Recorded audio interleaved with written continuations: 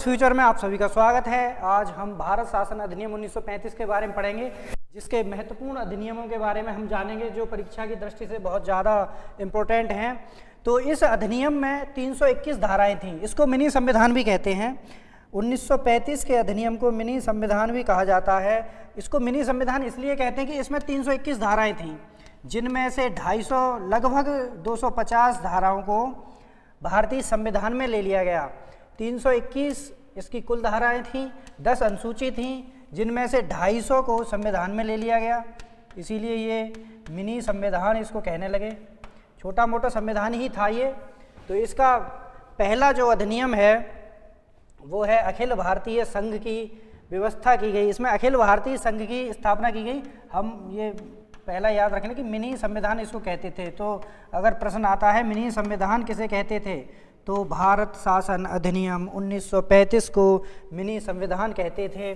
तो यह याद रखने वाली बात है, मिनी संविधान कहते थे। धाराएं कुल कितनी थीं? 321 थीं, सूचियां 10 थीं।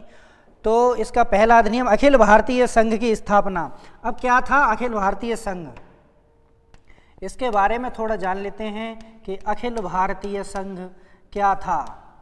तो अखिल भारतीय संघ भारत की देशी रियासतें और ब्रिटिश शासित प्रांतों को मिला के बनाया गया था। इन दोनों को मिला के भारतीय संघ की स्थापना की गई थी। ब्रिटिश शासित प्रांत उस समय 11 थे और रियासतें लगभग 600 थीं। 11 थे, बिहार, बंगाल, मद्रास और संयुक्त प्रांत, इस तरह 11 हुआ करते थे। और देशी रियासतें, जो देशी रियासतें थीं वो छोटी छोटी लगभग 600 थीं, जिनमें से कुछ बड़ी थी, 4-5 बड़ी थीं।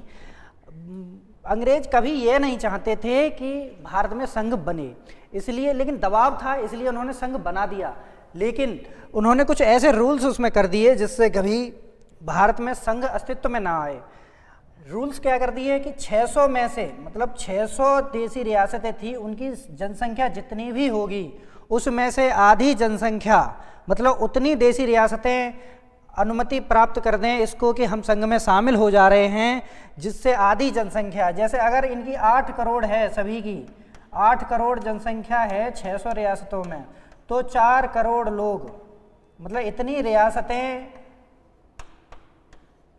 उसमें शामिल हो जाएं कि 4 करोड़ जनसंख्या उनमें शामिल हो जाए, तब भारतीय संघ का निर्माण होगा, नहीं तो नहीं होगा। इसीलिए इन्होंने ब्रिटिश प्रांत तो अनिवार्य कर दिए कि इनका जुड़ना तो अनिवार्य है भारतीय संघ में, ये अनिवार्य रूप से जुड़ना था इनको। लेकिन जो रियासतें थीं उनको ऐच्छिक कर दिया। ये बहुत महत्वपूर्ण प्रश्न है।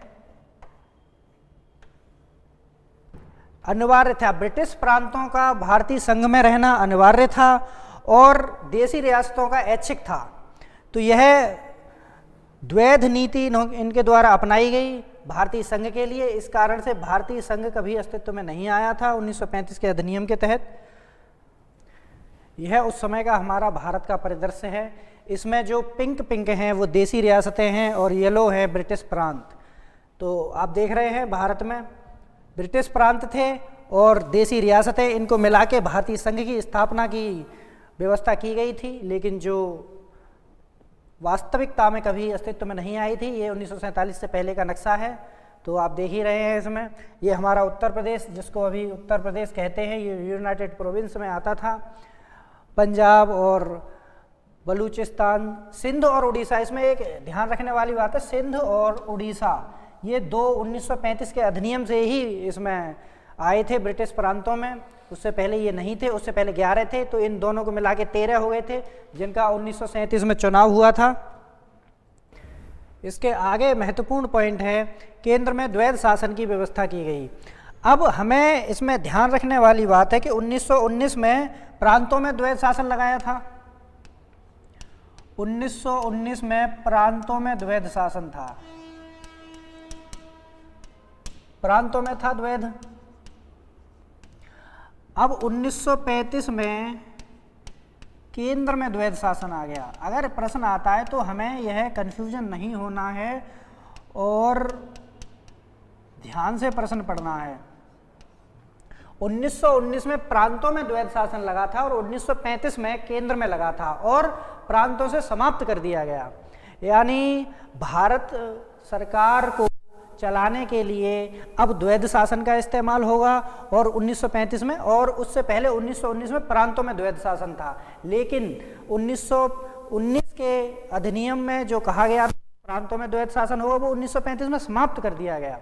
इसको ध्यान रखने वाली है कि प्रांतों में 1919 में प्रारंभ किया गया था और 1935 में समाप्त कर दिया गया, और केंद्र में 1935 में द्वैध शासन प्रारंभ कर दिया गया और प्रांतों में समाप्त कर दिया गया।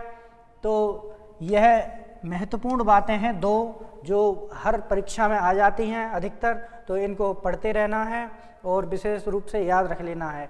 प्रांतीय स्वायत्तता की व्यवस्था की गई, प्रांतों को स्वायत्त कर दिया गया क्योंकि द्वैध शासन की व्यवस्था यहाँ पर समाप्त कर दी थी और स्वायत्त कर दिया गया इनको, यानी इनको आज़ाद कर दिया गया। आज़ादी की शुरुआत यहाँ से हो गई भारत में, द्वैध शासन समाप्त कर दिया गया प्रांतों में। अब अगला पॉइंट है प्रांतीय विधानमंडलों का विस्तार कर दिया गया। प्रांत में जो विधानमंडल थे उनका विस्तार कर दिया गया।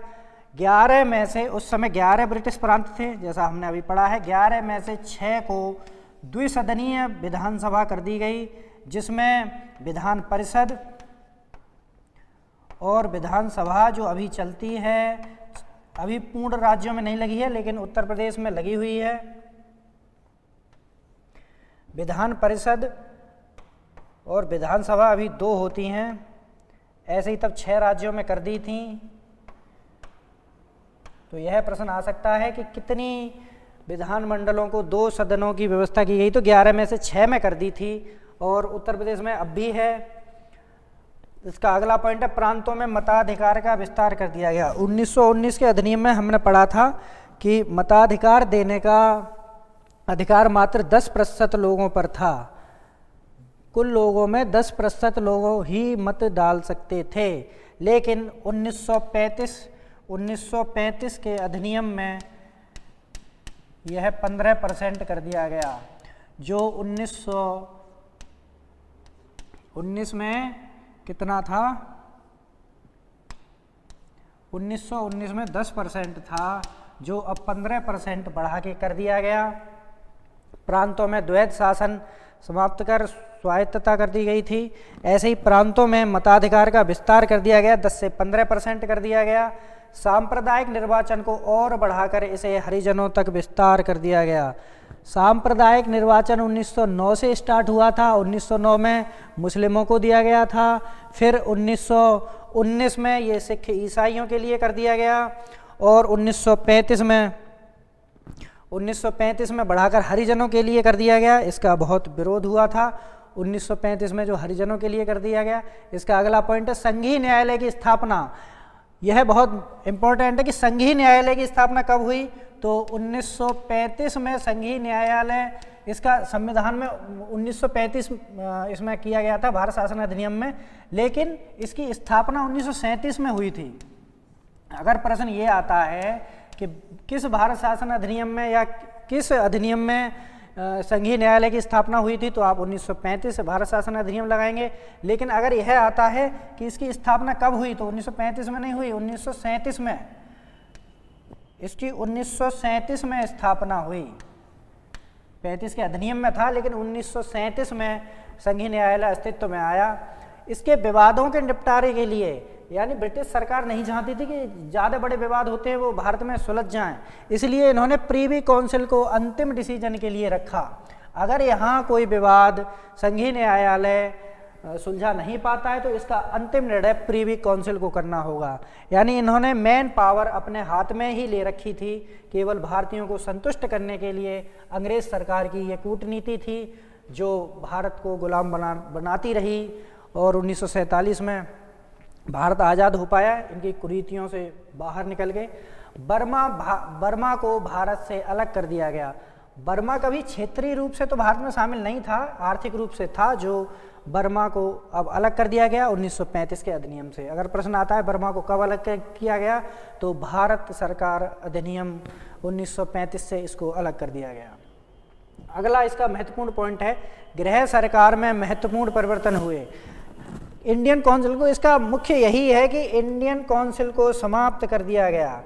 अगर प्रश्न आता है इंडियन काउंसिल को कब समाप्त कर दिया गया, तो भारत शासन अधिनियम 1935 से इसको समाप्त कर दिया गया। भारत मंत्री के अधिकार को भी इसमें समाप्त कर दिया गया था। अगर प्रश्न आता है कि भारत मंत्री के अधिकारों को कब समाप्त कर दिया गया, और इंडियन काउंसिल, महत्वपूर्ण यही है कि इंडियन काउंसिल को कब समाप्त कर दिया गया। और इसका एक अगला पॉइंट है, अधिनियम के तहत एक संघीय न्यायालय, जो ऊपर हम पढ़ चुके हैं, और रिजर्व बैंक ऑफ इंडिया की स्थापना हुई। इससे भारतीय मुद्रा साख को नियंत्रित करने के लिए 1 अप्रैल 1935 को भारतीय रिजर्व बैंक की स्थापना हुई। आरबीआई की स्थापना, ये बहुत प्रश्न आता रहता है परीक्षाओं में। आरबीआई की स्थापना 1935, 1 अप्रैल 1935 को, जो आज भी भारतीय रिजर्व बैंक भारत की सबसे बड़ी बैंक है सरकारी। तो ये बहुत महत्वपूर्ण प्रश्न है। पंडित जवाहरलाल नेहरू ने इसे अनेक ब्रेकों वाला परंतु इंजन रहित मशीन कहा।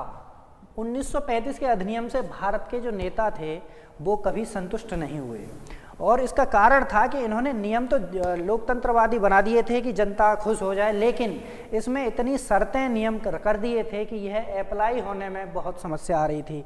इसीलिए मदन मोहन मालवीय ने इसे बाह्य रूप से जनतंत्रवादी और अंदर से खोखला कहा, क्योंकि ये बाहर से देखने में तो बहुत शानदार था, अच्छा था कि ठीक है, लेकिन इसका अंदर से खोखला था। ये ऐसे नियम बना दिए गए कि कहीं भारत को आज़ादी की ओर न चले जाए, इसलिए अंग्रेज़ों ने अपनी कूटनीति के तहत इसको बिल्कुल खराब अंदर से नियमों के तहत कर दिया था। राजगोपालाचारी ने इसको द्वैध शासन पद्धति से भी बुरा एवं बिल्कुल अस्वीकृत बताया। भारतीय लोगों को बिल्कुल अस्वीकृत ही था ये। नेहरू जी ने इसे दासता का नया चार्टर कहा। अब इसमें प्रश्नों की दृष्टि से, परीक्षा की दृष्टि से महत्वपूर्ण है कि हम यह देख लें कि